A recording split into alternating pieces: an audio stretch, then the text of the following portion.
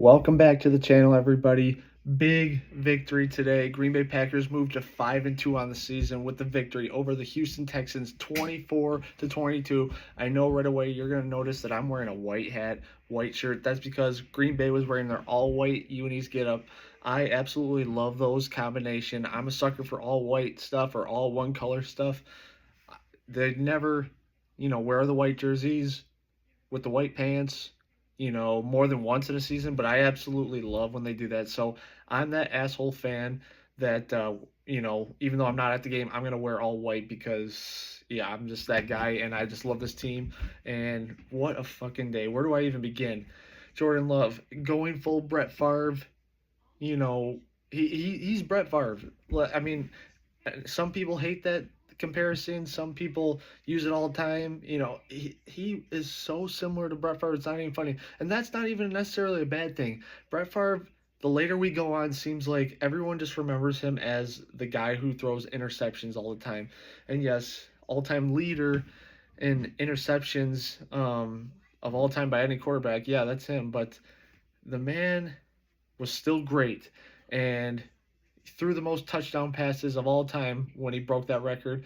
It's since been broken, but um, just he's an all-time great. So why can't Jordan Love be like him? If he can be anything like Brett Favre, who was a three-time NFL MVP, Super Bowl champion, I would absolutely take that in a heartbeat. Yeah, it's not like the Rodgers thing where he plays the game safe and he makes, good reads and throws. A lot of the time it's every ball really, it seems like it's either going to get pick sixed or it's going to be an explosive play down the field. So it just get your heart going, not stop.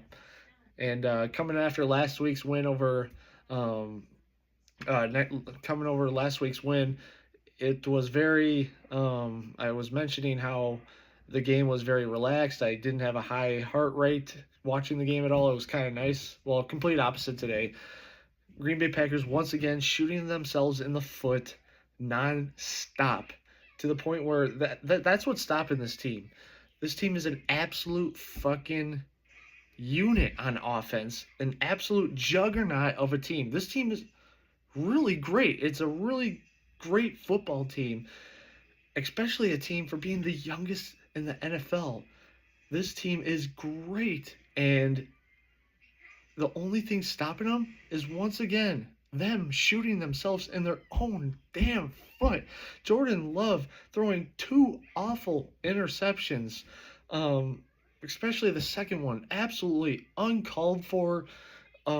Just airmailed it. He said, just poor throw, interception, just that you can't have.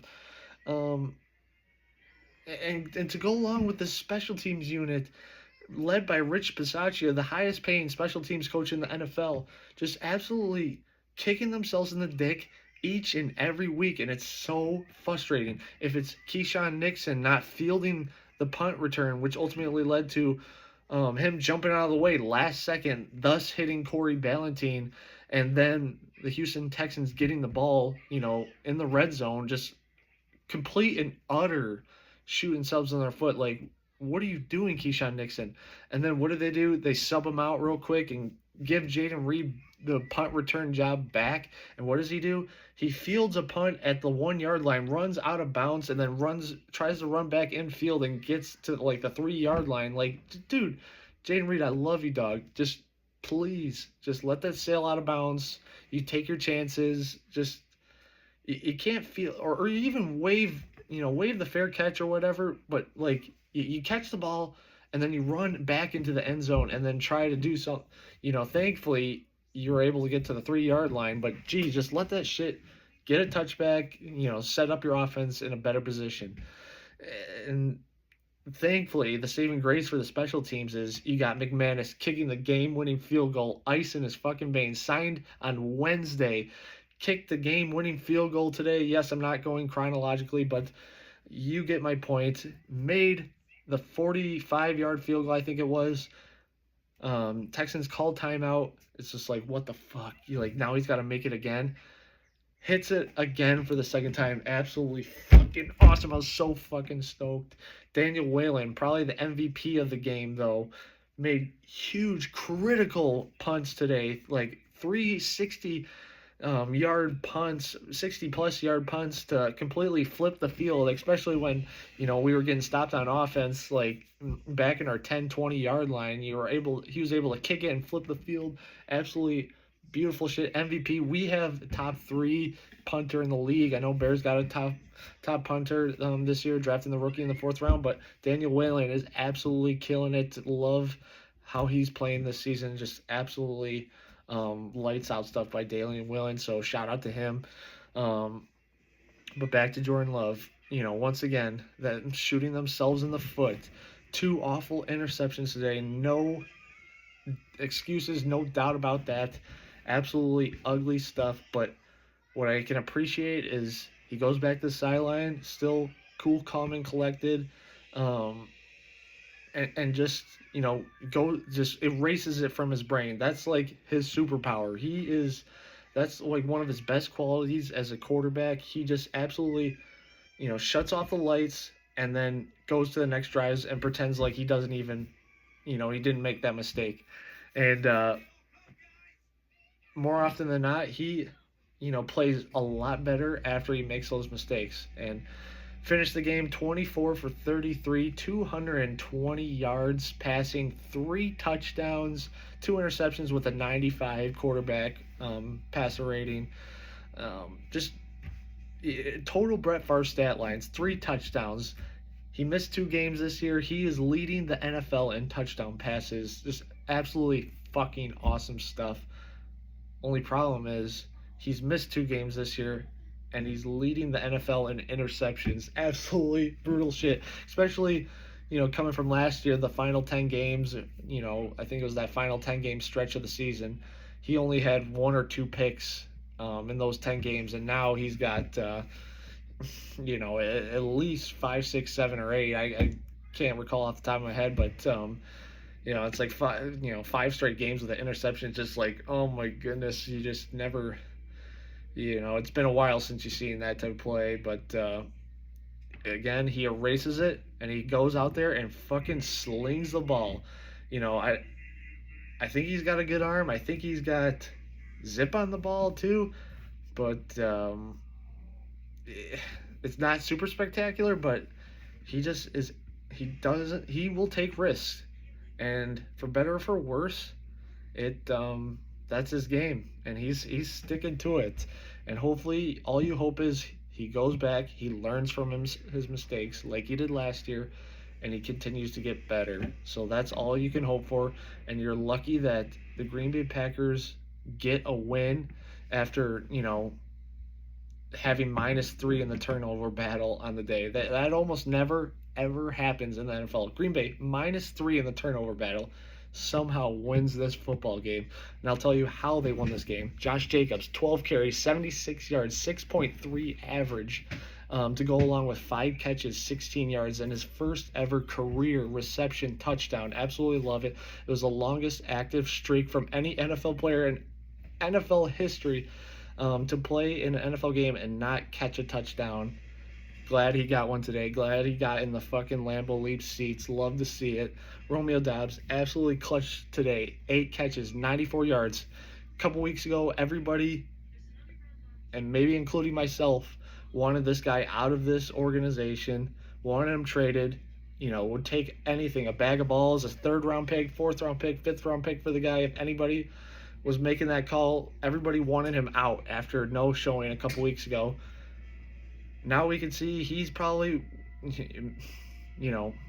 is the beauty of this offense. Each guy is the best receiver each week, but this week, Romeo Doubs, and this week and last week, Romeo Doubs was the number 1 Packers receiver, no doubt about it. He's best hands on the team. If there's a 50-50 ball and you want to throw it to one of these receivers, Doubs is the guy you want to throw it to because he seems to always have the best shot at catching the football. 8 catches, 94 yards, made, the first completion of the day for Love, was like 25 yards. Absolutely beautiful start just to get the offense going.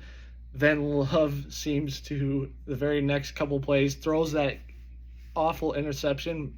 But what's beautiful is you start the game off with an interception on your first drive. Your defense has to trot out there. And thank goodness Jeff Havley had these fucking boys ready to go. Because you got CJ Stroud, a fucking juggernaut of a quarterback.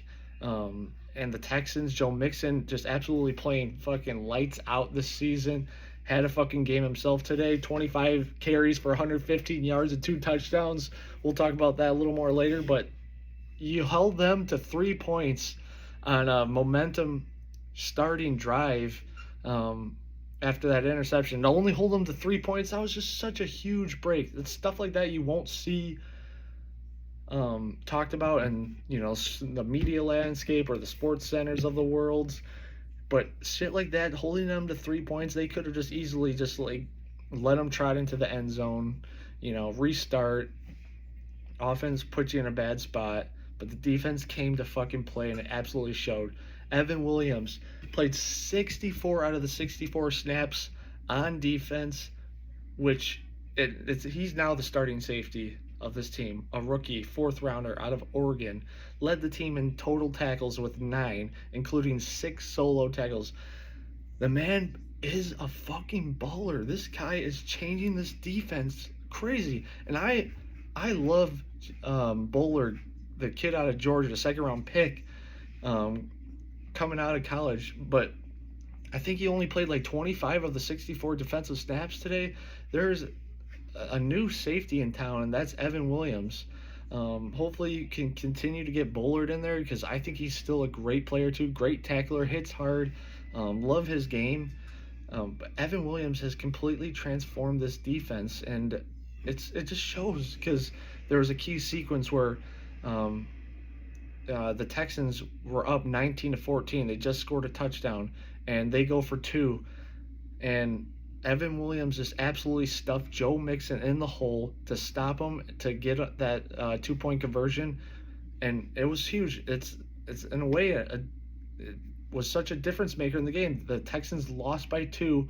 They failed to convert that 2-point conversion earlier in the game, which would have changed the whole dynamic of the game, and it was all because of Evan Williams stuffed Joe Mixon, a man who fucking absolutely ran down our throats today. But Evan Williams came to play, and I just love to see that from the guy. Another guy in the defense that stepped up today, Eric Wilson, 2 sacks on the day. I absolutely love his game. I feel like he doesn't get enough love and enough playing time due to like Quay Walker being in the game, Isaiah McDuffie being in the game, but Eric Wilson got a lot of time today, and I love to see his game because he plays mean, he plays fast, and that showed with 2 sacks on the day. Quay did get hurt today with concussion protocol symptoms, so hopefully he's all right. But in the meantime, it kind of led to Edgerrin Cooper getting more snaps today. The man out of Texas A&M, second round linebacker. I absolutely love. He had 2 tackles for loss today, so love to see that. Nice get right game for Kenny Clark. 2 tackles for loss for him. Rashawn Gary finally came back today. I was dogging on him 11 straight weeks with only 1 sack. Got a sack today, albeit because the guy fucking fell. Rashawn Gary didn't do any sort of spin move or anything. The tackle literally just fell because he just he came out of his stance funny, tripped over, and so it was kind of a free rush for Rashawn Gary. But nice to see him get a sack today. Lucas Van Ness had a tackle for loss today. Nice to see that from him. Xavier McKinney. I want to talk about him once again for a second. No, he didn't get an interception today, but I want to go back to that sequence.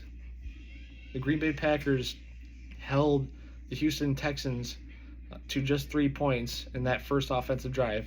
The offense trots out again, goes 3 and out. So first drive of offense gets intercepted. Second drive, they go 3 and out. So now the defense has to show up again. And what happens on third down? Xavier McKinney goes on a fucking blitz and sacks CJ Stroud for a big stop, forcing the Texans to punt the ball and giving Green Bay's offense another chance to get the shit going. So just shit like that helps this team so much, and I just love how Jeff Hafley, who got a game ball today, rightfully so, is mixing up these packages with defenders, if it's Lucas Van Ness or Rashawn Gary lining up, in the tackle spots like NASCAR package and just send out all out blitz. If it's the stunts that they're doing, forcing the DNs to flop around each side during the snap to create havoc for the offense. If it's um, protection sequences, if it's um, just the way this team is flying to the ball, it's absolutely fucking amazing to see. 4 sacks on the day, like I said. The, the defense came to play today, and that's what won them this game. You hold this offense and the Texans. So here's C.J. Stroud's stat line: 10 for 21, 86 yards. That's C.J. Stroud's passing line. Unbelievable. 58% quarterback rating. Absolutely beautiful shit by this fucking defense. And it was nice to see Jair, who was talking mad shit with Stephon Diggs, a man who I fucking can't stand. It was nice to see Diggs only have 5 catches for 23 yards on the day. Love to fucking see it. Dalton Schultz, only 1 catch today. Tank Dell, a guy I really liked out of Houston, 0 catches. I absolutely love the way how this defense playing. And it's kind of interesting because you got Eric Stokes, who is normally the starting cornerback. He only played like 10 snaps today because I think they're kind of putting Keyshawn Nixon at that, instead of the slot, they put him at the outside corner.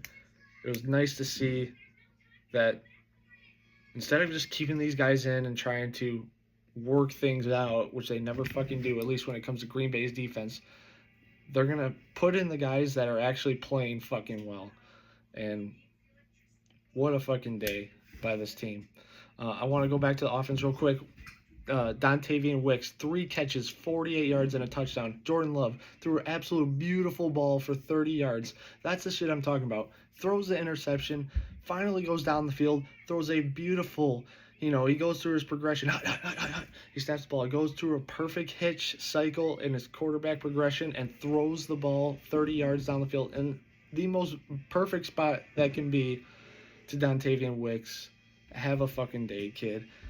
Tucker Kraft, 3 catches, 33 yards, and a touchdown on a fucking rocket ball from Jordan Love.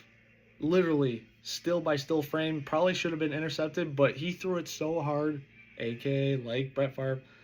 Just absolute beautiful ball to Tucker Kraft. And let me talk about Tucker Kraft real quick. The man will not fucking go down. That is the king of fucking the yak right now. He stiff arms everybody. He hurdles everybody. He doesn't get tackled on his first, yards after the catch. He just doesn't. And I absolutely love to see that. We haven't had that type of tight end.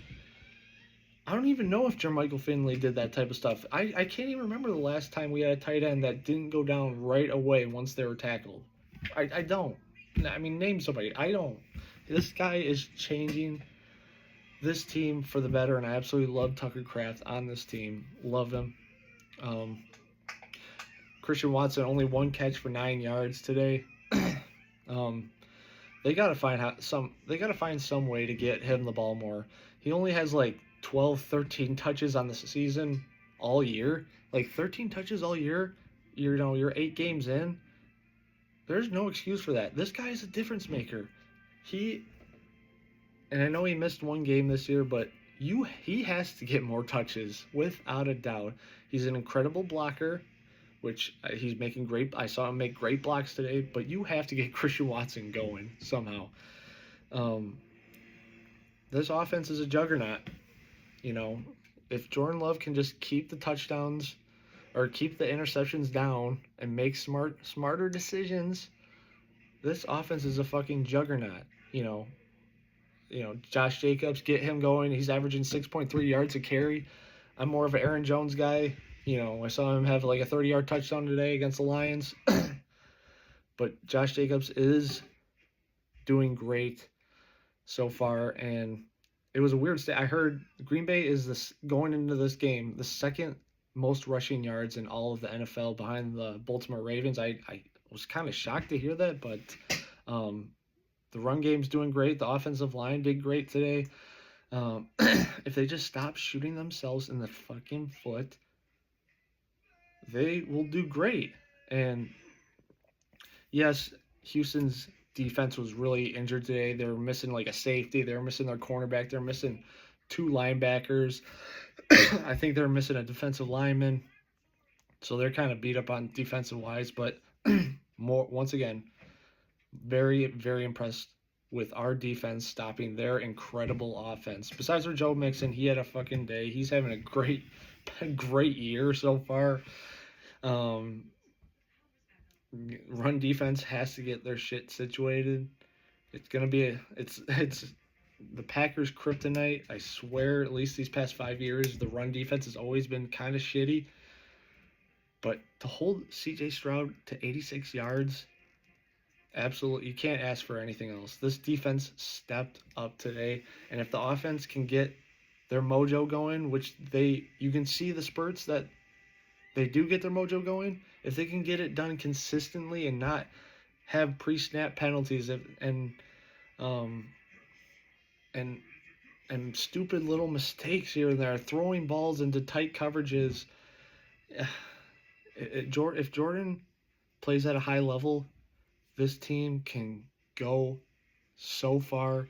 I don't want to say Super Bowl, but it's hard not to say it. I'm sorry I said it.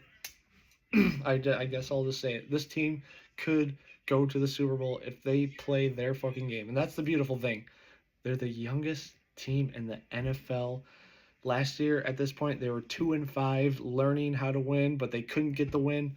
Now they're 5-2, still struggling, making a lot of unnecessary mistakes, but they're finding a way to win. And that's the beautiful part because they haven't played their best ball yet. And ultimately, you don't win championships in October or November, but if you can start playing your best ball in December, January, that'll fucking get you to February. And with that, I want to thank you guys for watching another one of these videos. Brandon McManus, thank you for making that kick. I'm so glad they got rid of Daniel, or I can't even remember his name. Fucking Narv Dog. I can't believe they got rid of Narv Dog. Thankfully, Goody, who I absolutely love, one of the best GMs in the NFL, is finally said enough is enough. I'm going out and getting a fucking kicker. And thankfully, we would have lost today's game if we had Narvison come out and try to kick a 45-yarder. No doubt about it. Every Packer fan would agree he would have missed that field goal. Thankfully, Goody sees that this team can win a Super Bowl, and he went out and finally got a kicker that you can rely on and is proven. He made 3 kicks in the Super Bowl when he was with Denver. This guy is reliable. So absolutely love that. One of the best games I've watched in years. This was either going to be me shit talking the Packers the whole time, or me just absolutely excited they got a win. Because once again, they made a lot of mistakes, but they found a way to win. And that's what you love to see. Now they can learn back in practice this week.